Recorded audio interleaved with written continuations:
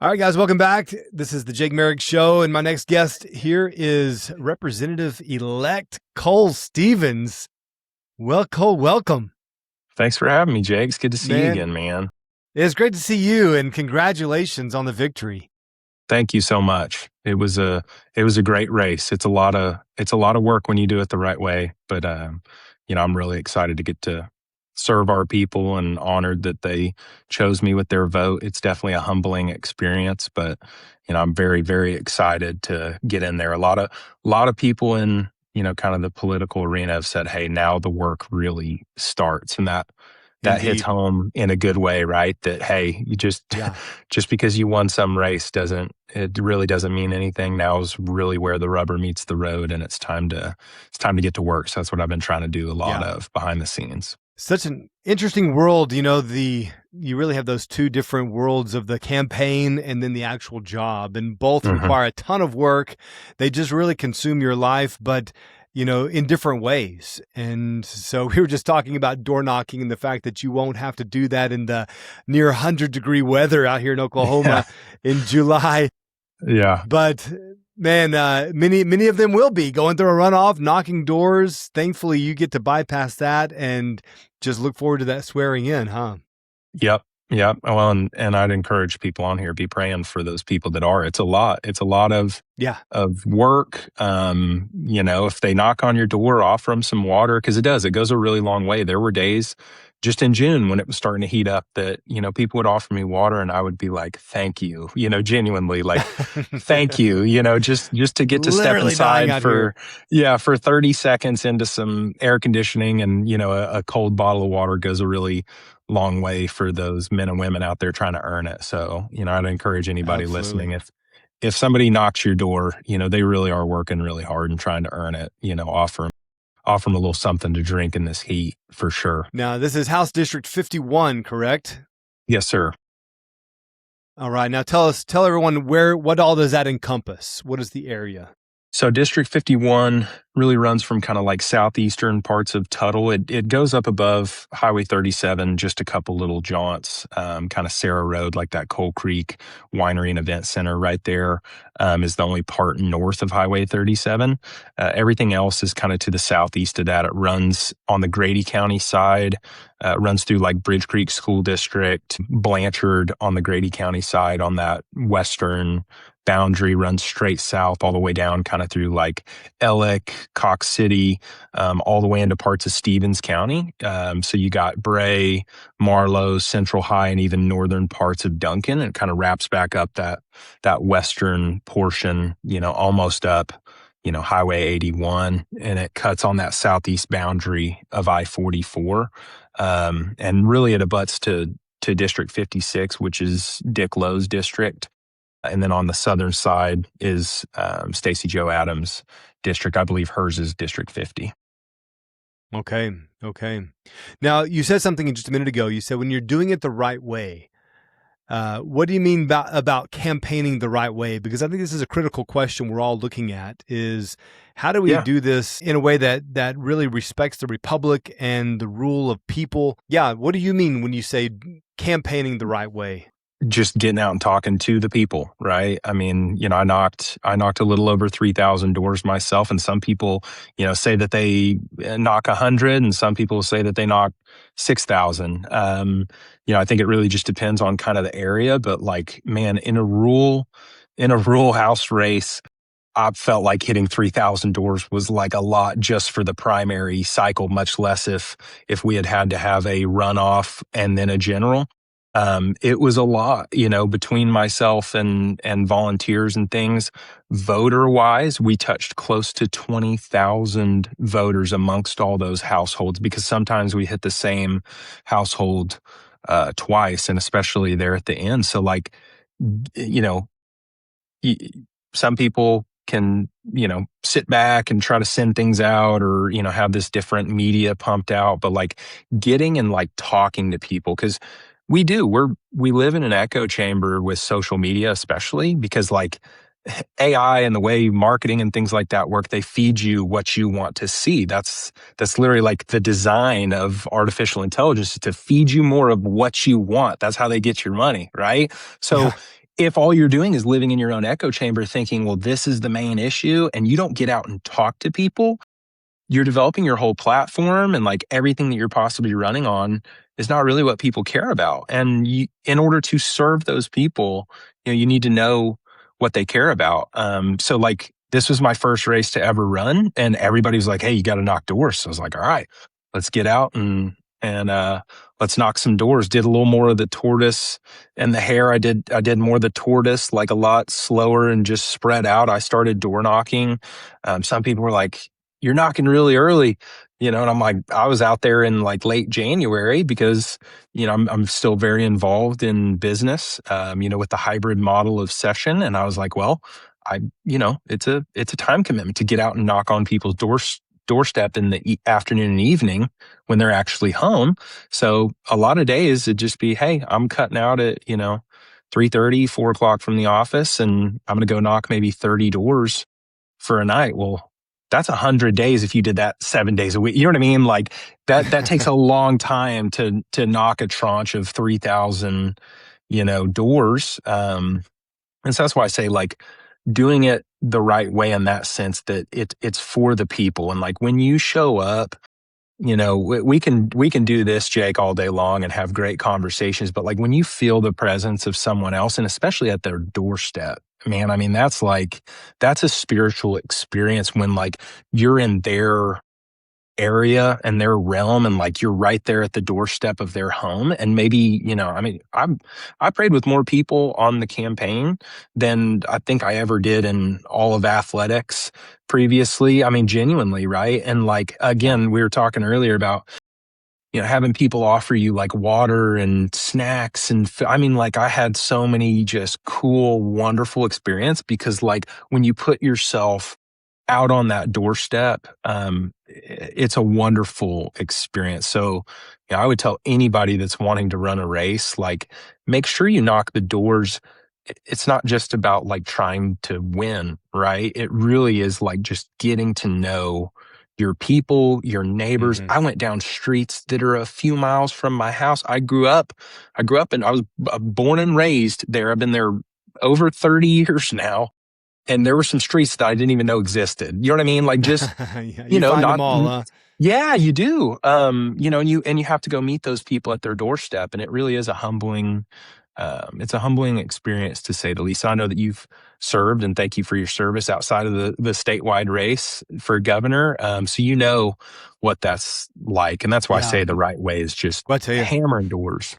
that's exactly what we have to get back to. And that has always been my favorite part of campaigning too, is the time with the people. And it really is the heart of what it's all about. Here with Cole Stevens, recently elected to represent House District 51. Cole, what were you hearing from the people on the doorstep? What were their priorities and concerns? At first, and obviously a lot of people just hammer down on education, right? That's a big one, Yep. especially in our district. It really is across the entire state. I think it's always going to be up there because it involves our kids. It involves like the future, and every parent or every grandparent is always going to want what's best for their kids and their grandkids. So like, I think education will always be up there, no matter whether it's something, is being talked about a lot, kind of in the mainstream. I think no matter what, education will always be up there. Insurance, right? Health insurance and things. The unaffordability of different types of insurance was a huge thing at the doorstep. And then something that really, I wish I could say surprised me, but you kind of know a lot of my background was exposing a lot of fraud and corruption just in my sector. That became huge, especially toward the end of the race, kind of with what, people have exposed with like the healthcare and childcare fraud up in Minnesota. Hmm. There's real concerns, right? I think Oklahoma's done a great job, comparatively to your Californias and your New Yorks and things. I mean, right? There's some real bad stuff going on across this country in some state agencies and different things, but also the people have those exact same concerns. So like those are very valid, and we need to be leaving no stone unturned. And that was huge, especially I'd say like the last 6 weeks, a lot more of your primary voter, probably 55 and over, were like, what are you going to do about fraud and corruption, and like, have you seen it? And obviously, yes, I've seen some really, really deep stuff. The background from us speaking. Yeah. Yeah, and I want to get into that. I mean, you Yeah. talking about your sector, for those that don't know, Stevens, you may have recognized the last name. That comes from Stevens Trucking, a family-owned Oklahoma company right here not far from where I live. And so you guys have, your father and now you and your family have built this great trucking company in Oklahoma, and it's put you kind of on the front lines of the trucking industry and the concerns concerning the non-domicile CDLs and the illegal immigrants coming in, driving these trucks down Oklahoma highways. And so tell us more about, that's actually where I think I first connected with you, Cole, is around this area and of the non-domicile CDLs. We've made some good headway here in Oklahoma addressing that. And of course, Trump has addressed it at the federal level. But where are we at on that front, both in the nation and in the state? Still a lot of work to do. It's been in the news a lot this week. There was a young man, I believe he's 21 years old. I think like pretty skilled soccer player that was just killed up in the Midwest. It might've been Ohio or Indiana. There's actually been so many wrecks just over the past holiday week. Pennsylvania state trooper was just killed by a Haitian illegal immigrant that came through the TPS program. And so it's still happening each and every day, which is, wildly concerning. But then you have border czar Tom Homan, actually, I think yesterday was just speaking about it on mainstream media that, they're going to begin putting some of these federal agents at some of the way stations, which is something that we've been, crying out for a year and a half now. Feels like sometimes you're yelling into the void, but, again, government doesn't always move the world's quickest. And really what the Biden administration did to this country, I think people really don't grasp not just the severity, but also the scale of what the open border crisis and policy was all about. But it just has created so much work to clean up that level of mess. And when you get into what these states did to issue these licenses, I mean, again, my family's been in the business. It'll be 47 years here in a couple weeks. My father, Kenny, started it when he was 19 years old.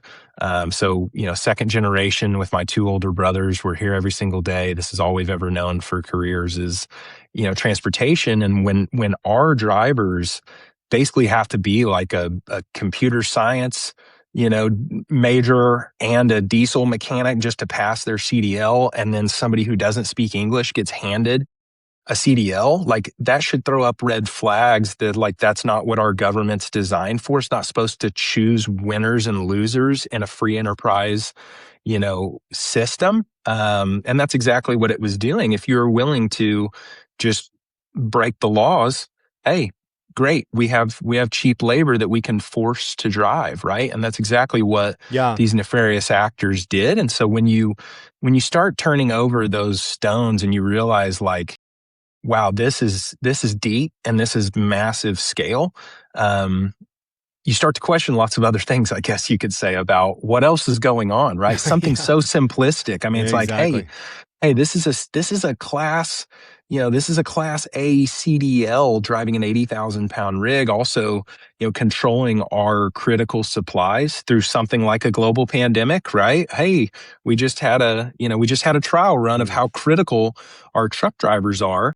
Delivering the goods in a global pandemic, and now we're just completely, selling them down the river. That didn't set well with me, and that was really, whenever I met you last year, and when we ran the Safe and Secure Roads Act, during the 2025 session, and again, lots of wonderful people that worked with us on that policy. But again, once you start seeing like, how did we get here as a nation with something that is one of the most regulated in the country, it really throws up those red flags to start questioning, okay, what else is out there? And again, we've seen it. I'm never going to take credit for this, but I will say we briefed the White House on Minnesota about 45 days before everything came out with Nick Shirley on the healthcare fraud, because go review some of his original content and video. there's something that stands out, and he actually pointed it out probably about a month after he had exposed everything last December. There's semi trucks and there's transportation vans parked in front of almost every one of those childcare facilities. So a lot of them were moving their money through hard assets in trucking. And so when you start to tie all this together, you realize it's a gigantic web of fraud and corruption. And again, lack of oversight when you're deploying so much money through the system with with minimal oversight with the way that it was designed. And again, when you open your borders to millions, if not tens of millions of people, I don't know the number. It's so large that nobody really. I'm not sure anybody does officially, no. but yeah. No, but go back to that Safe and Secure Road Act here in Oklahoma, because we are one of the states leading the way. And I would say, big credit to you and your family and the other trucking companies you were working with here in Oklahoma to bring attention to this, and even go so far as bringing attention to those up in D.C. But here in Oklahoma, you brought tons of attention and we got some movement. But what was really accomplished with the Safe and Secure Road Act here in Oklahoma? So it really exposed a lot, because I think everybody just thought, man, I mean, I feel like I was called every name in the book, that this didn't exist. There's no way that this could have happened at this scale. But once we shed light on it through policy. What do you mean it doesn't exist? Who was saying what does not exist? Oh, there were huge federal associations that were like, no, that's not happening. I mean, they even put out big kind of hit pieces in the media that there's no way that there's illegal immigrants driving semi trucks, even though we had hard evidence of it at a pretty large scale. They tried to really tamp down that narrative. And again, that's when I started seeing like the large capital behind this fraud and corruption, because they want very cheap labor. That's really what it boils down to, is keeping the cost of goods low, coming off of the hyperinflation that we saw from the COVID pandemic, which again was just caused by printing an absolute ton of money, right? And then not overseeing where that capital went. I mean, our government created the problem, and then they were like, well, that sounds like a great idea. Let's just open up the borders, and that'll really lower the cost of labor in blue collar jobs like, agriculture or like, transportation, right? Because we need truck drivers. There's this shortage of drivers. But again, I reflect on COVID and I'm like, man, the shelves never ran dry because there weren't drivers. The shelves ran dry because they literally couldn't produce things fast enough.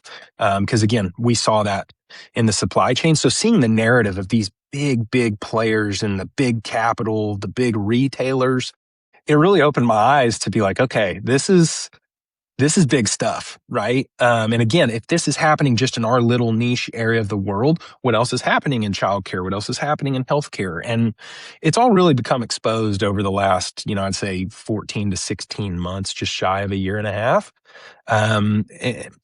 And again, Oklahoma started a lot of that. We shed light that, hey, these people do have very real licenses. Like when I first started telling people about this problem, it's almost like they thought, like the fake ID that a 19-year-old kid goes to get so that they can buy alcohol or something. And it's like, no, the reason that our state troopers didn't know, like they knew something was happening, but they had no idea how to combat it, was because the licenses themselves checked out. That's what's so scary. And it brings up a whole nother slew of issues tied to just this one thing, Jake. Real ID. The majority of the IDs, once they started doing their own audit and we started working with the federal government and the Trump administration, they realized how many of these were actually Real ID compliant. So it's a very humbling moment when you're in the White House briefing the Homeland Security Council and you turn toward all those high level officials and you tell them, hey, this gentleman right here, who's a known Uzbekistani terrorist, could get into the White House with this right here. It hits a whole lot different, right? It really does. Right. It hits real hard. And I think that's last year when we really started to see a lot more traction, was after some of those White House briefings. And they realized how catastrophic that the failed policy of the Biden administration was. I mean, you have to call a spade a spade. It was Yeah. a catastrophe. And now you have things coming out about home pricing. I mean, the Dallas Federal Reserve was just reporting on this yesterday and a little bit more today, about how the mass migration caused, massive inflation in the price of homes. So you have Americans hurting, right? And they're like, hey, I can't afford anything. And you're talking to them at the doorstep about fraud, waste, and abuse, and about affordability, right? Obviously, education's up there, but those kind of four words, fraud, waste, abuse, and then affordability were really what kept coming up. And you're like, okay, so much of this ties back to, the failed policy of just completely opening our borders. And, people can make excuses and say, well, you're a state legislator. That's a federal thing. I refuse to believe that. We've got to protect the sovereignty of the state of Oklahoma. And, we need to stand up for what's right in any avenue that we possibly can, because our people are hurting. I mean, they're in an affordability crisis. You can't not see it any which Absolutely. way you turn, Here with Cole Stevens, recently elected to represent House District 51, and not having to door knock because he's going on to, just going straight through. There's not another opponent for you, so that's a big relief. I know it is. But congratulations on a well-run race. And, we've been talking about transportation and the fraud, waste, and abuse that is just rampant through there. But I know there's so many other issues. What kind of conversations have you had since the election, and what other issues are on your radar to address? There's a lot. There's a whole slew, and it really depends, I'm assuming, on kind of which committees and different things that you fall on. But there's been a lot, like within district, with people reaching out. There's some more niche area, and then there's some different, large scale, like economic development type things. A big one that I think has been hitting a lot in the news is actually, revolving around kratom, or kratom, however you pronounce the drug that's being sold at convenience. Yep. And so that's definitely on like my personal radar, because again, there's people in district, people in Tuttle, Blanchard, right, Marlow, that come to you and they say, hey, like, have you heard about this? Well, it had already been on my radar, to be fully transparent. So I need to dig in more and more to what has already been done. You kind of come to find out when you're a new freshman legislator, like, that some of these things are already being worked on, right? I was meeting with some like sophomore, who will be sophomore and junior legislators this past week. And they were talking about, hey, we're already standing up a task force and like a study, you know what I mean? Like, so again, it kind of goes back to similar to the campaign. You have your ideas on what you want to work on. And one of those is, something like kratom.